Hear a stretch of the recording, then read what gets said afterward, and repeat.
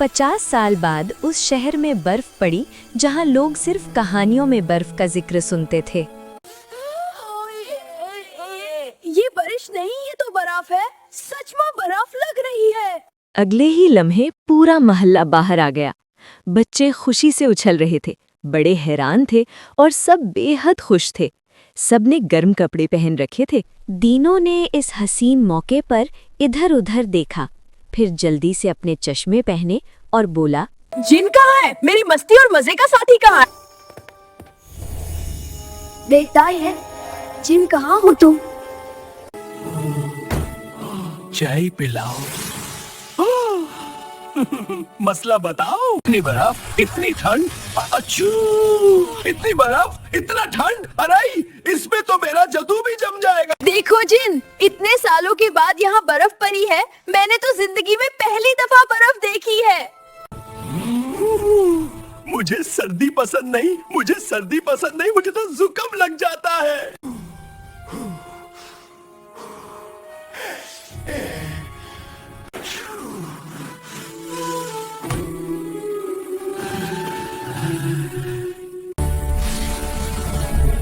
शायद आपको अब गर्म कपड़े पहन लेने चाहिए। हाँ, तुम ठीक बोल रहे हो। आब्राकदब्रा।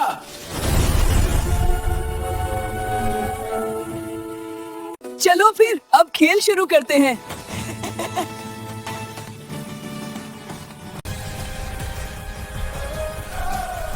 सबसे पहले दीनों और जिन ने बर्फ के गोले बनाए और एक दूसरे पर फेंकने लगे। कभी छुपते, कभी अचानक निकलकर स्नोबॉल फेंकने। देर तक कहे दौड़ और शरारत चलती रही।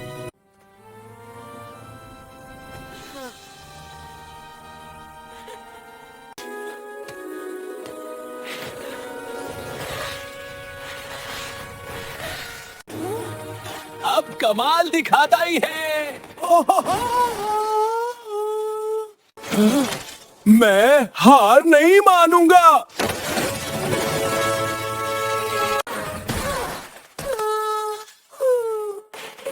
ये मेरे बस का काम नहीं। दीनू बोला, आओ जीनू, स्नोमैन बनाते हैं। दोनों जंगल के करीब बर्फ जमा करने लगे।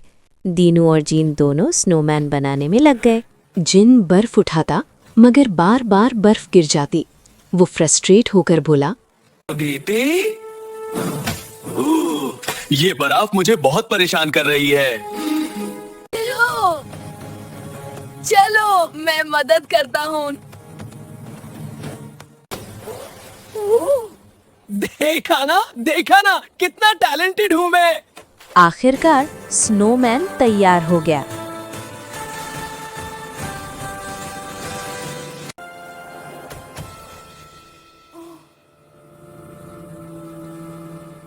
अचानक दीनू और जिन की नजर दूर पड़ती है। कुछ शरारती लड़के हंसते हुए दीनू और जिन पर बर्फ के गोले फेंक रहे थे। जिन गुस्से में दांत पीसते हुए बोला, इनकी इतनी मिजाल।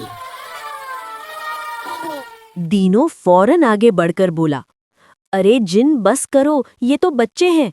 मगर जिन ने किसी की ना सुनी। उसने गरजदार आवाज में मंत्र पढ़ना शुरू कर दिया। अब्राकदब्रा। चारों तरफ एक तेज चमकती हुई नीले रोशनी का जोरदार धमाका हुआ।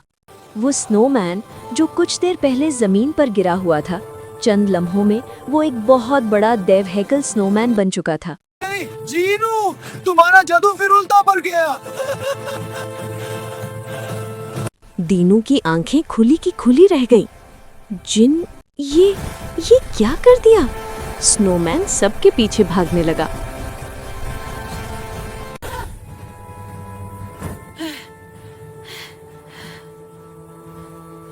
अब क्या करें जिन? इस तबाही को कैसे रोकें? यह सब मेरी गलती है। मैं अपनी खुशी पर काबू नहीं रख सका। जिनको अपनी गलती का एहसास हो गया। मुझे अपना गुस्सा काबू में रखना चाहिए था। गुस्से में जादू करना ठीक नहीं होता। जिन, सबसे ताकतवर वो नहीं होता जो गुस्सा करे, बल्कि वो होता है जो अपना गुस्सा रोक ले। हाँ, तुम ठीक बोल रहे हो दीनू। गुस्सा अच्छी चीज नहीं होती। पता है काफी देर हो गई है, मैंने चाय नहीं पी इसलिए गुस्सा भी आ रहा था।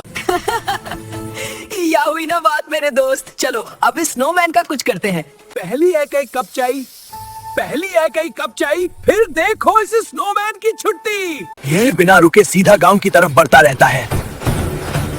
डीनो और जिन ने जैसे ही देखा कि स्नोमैन तेजी से आगे बढ़ रहा है, दोनों फौरन उसके पीछे दौड़ पड़े। लोग खौफ से इधर-उधर भाग रहे थे। कोई अपने बच्चों को पकड़ रहा था, कोई दरवाजे बंद कर रहा था। अरे रुको, तुम ये क्या कर रहे हो? मैं अपना काम कर रहा हूँ। नहीं, रुक जाओ। कैसा काम? स्नोमैन ने आहिस्ता आहिस्ता अपना बड़ा हाथ उठाया और गांव के बीचों बीच बनी पुरानी घंटी की तरफ इशारा किया। मुझे जगाया गया था। एक आवाज ने कहा था, रास्ता साफ करो, रास्ता साफ करो। आवाज? कौन सी आवाज? मैंने तो ऐसा कोई मंत्र नहीं पढ़ा। इतने में ढम ढम बर्फ के नीचे से एक अजीब सी सरसराहट सुनाई दी।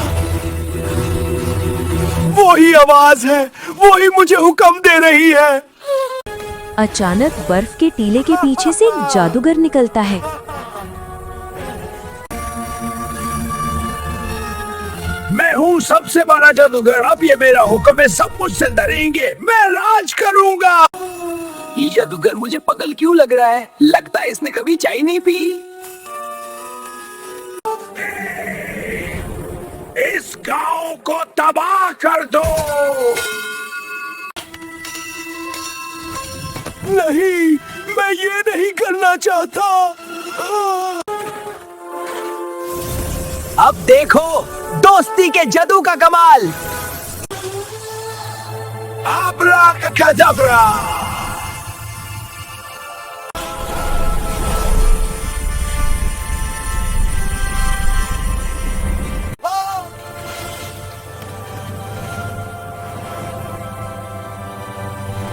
और उस जादूगर से स्नोमैन भाग जाता है, आजाद हो जाता है। शुक्रिया मेरे दोस्त। और हाँ, याद रखना, दोस्ती से बड़ा कोई जादू नहीं। अब मेरा जाने का वक्त है। गुड बाय मेरे दोस्त।